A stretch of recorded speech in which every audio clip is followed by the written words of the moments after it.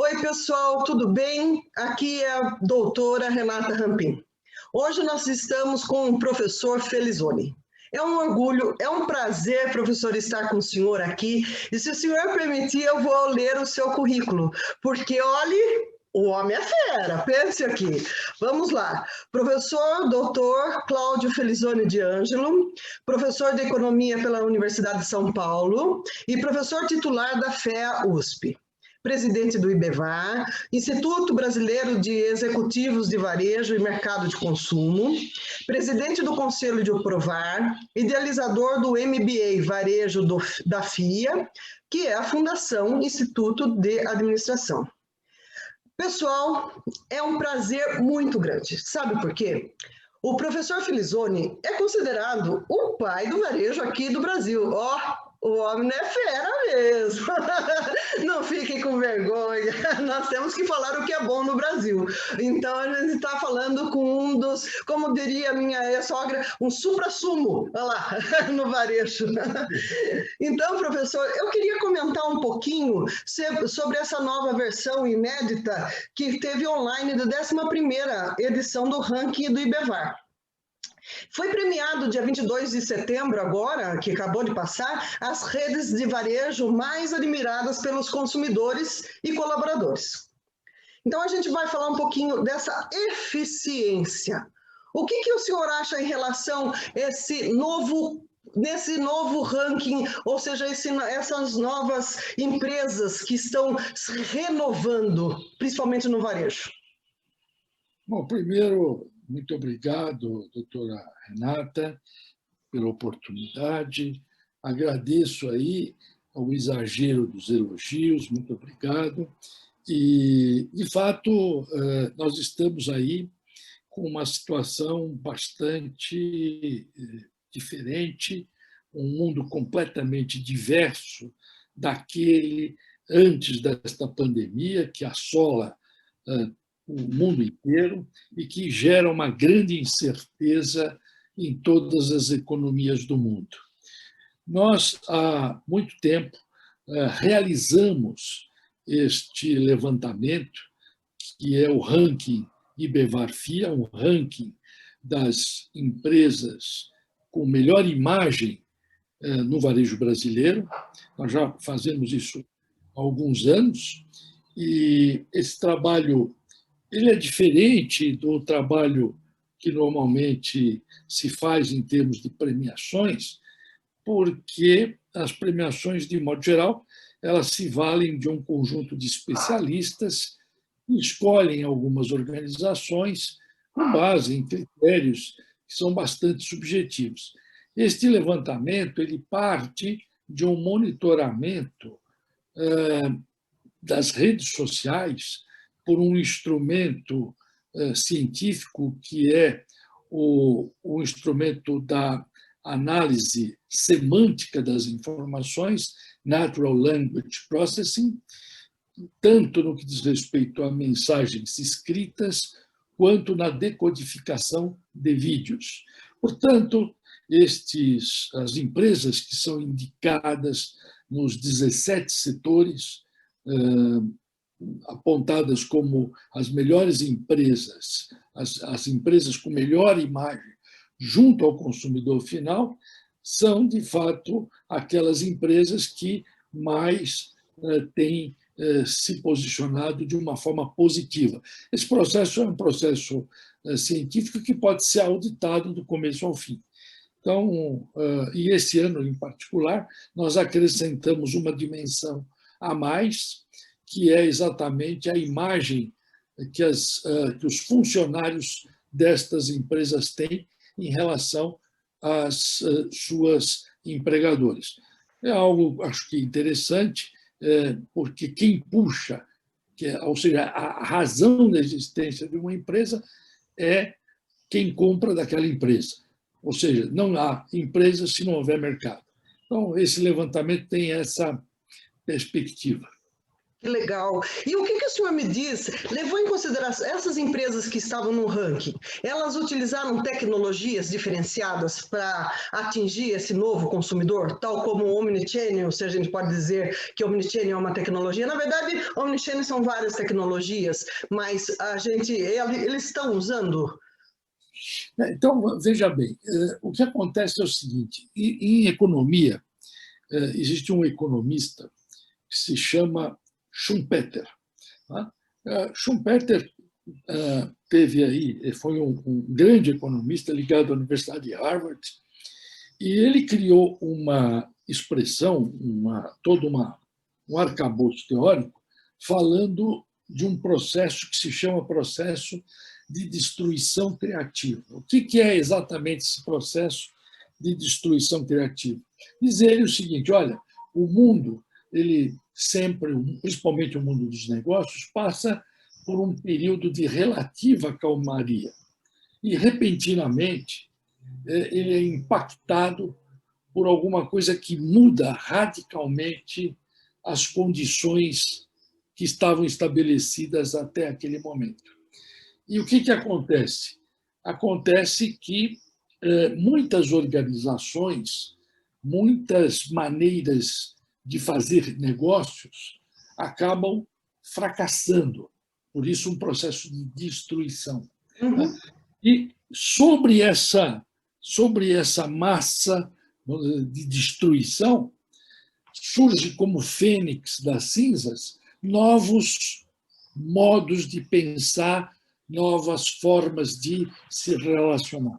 Esta pandemia, que impactou o mundo inteiro, tem essa característica. Eu costumo dizer, quando às vezes somos solicitados por algum jornalista, normalmente as pessoas procuram estabelecer uma comparação dessa crise com alguma crise econômica próxima, 2008 e 2009, a crise do mercado imobiliário americano. Alguns ainda procuram razões ou uma comparação mais distante com a crise de 29. E eu costumo dizer, olha, essa crise não tem paralelos. Por quê? Tanto a crise de 2008, 2009, quanto a crise de 29 são crises geradas no âmbito e mantidas no âmbito da economia. Uhum. A crise de 2008 2009 é uma crise no mercado imobiliário americano, a crise de 29 é uma crise de superprodução, e esta crise é uma crise, antes de tudo, sanitária, com reflexos devastadores sobre a economia. E a comparação que normalmente, que talvez seja mais próxima, é de um tsunami, é de um acidente ecológico da proporção de Mariana. Por quê? Porque ele destrói as relações que estavam estabelecidas. Uhum. Ninguém esperava, né? embora os infectologistas estão cansados de dizer que vinham recorrentemente apontando essa possibilidade do mundo ser impactado por uma crise dessa natureza. Mas as pessoas passaram ao largo disto. Assim como nós seremos novamente, essa não é a primeira e não será a última pandemia que nós vamos passar. Nós passamos, mas, de qualquer forma, ninguém imaginava que isso fosse acontecer. Mas algumas organizações, tentando responder sua pergunta, elas vinham se posicionando de uma forma diferente nesse cenário de mudança. E é óbvio que, com o impacto dramático propiciado, infelizmente, por essa pandemia, elas se posicionaram de uma forma muito melhor. Basta ver, sem querer nominar nenhuma das empresas, basta ver o valor das ações de algumas destas empresas de varejo, o que aconteceu. Enquanto outras mergulharam quase que num abismo, outras subiram muito rapidamente, exatamente porque já vinham se adaptando.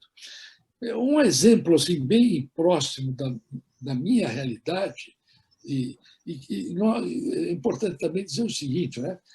Na definição do Kotler, o varejo, o varejo não é só supermercado, não. É toda a atividade de fracionamento, é toda a atividade de ligação entre alguém que vende e alguém que compra.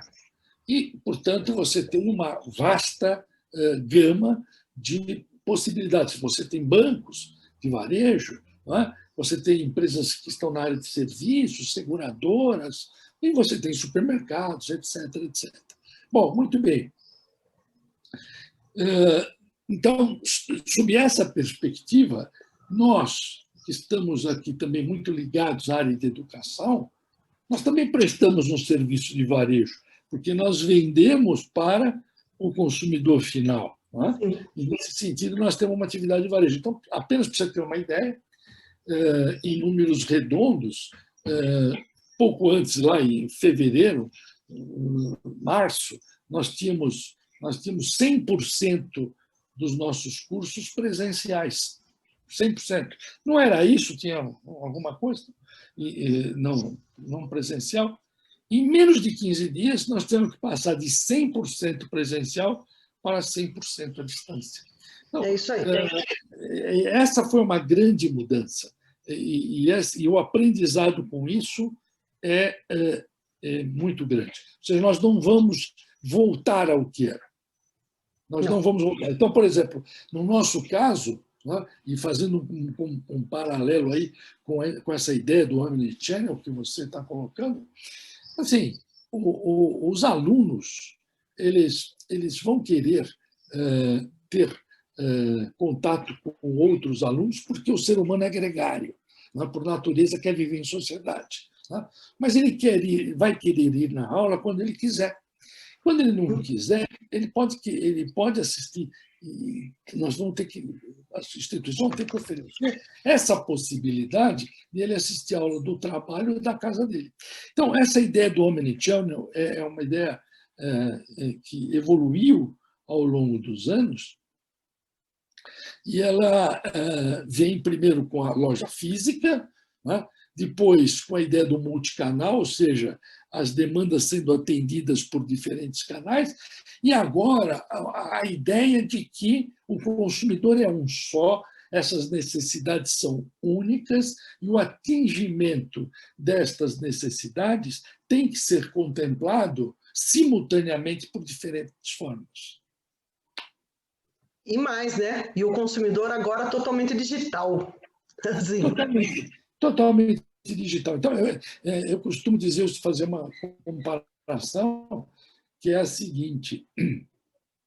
Quando perguntam, mas o novo normal vai voltar a ser aquilo que era? Né? Assim, a comparação que a gente deve, acho que é uma comparação razoável, é a seguinte: no passado, os automóveis não tinham ar-condicionado. Eu tive carros que não tinham ar-condicionado. Né? Hoje é impensável você imaginar dirigir um carro sem ar-condicionado. Você certamente, no seu próximo carro, você vai falar: eu quero um carro, no mínimo, com ar-condicionado. Então, o que acontece? O fato de você experienciar esses novos modos de agir criaram condições completamente diferentes. Nós mudamos. Nós somos pessoas diferentes, seja porque essa pandemia teve um caráter global, seja porque ela é muito longa. Nós ainda não sabemos quando isto vai acabar. Nós não temos certeza. Dizem que, muito provavelmente, o primeiro trimestre ainda será um trimestre perdido, muito próximo àquilo que foi 2020, na melhor das expectativas. Outros são mais pessimistas, mas certamente essa pandemia durou.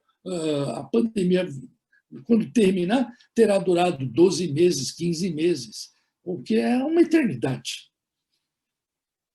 Agora, para a gente finalizar, Eu não poderia deixar de perguntar sobre o RFD.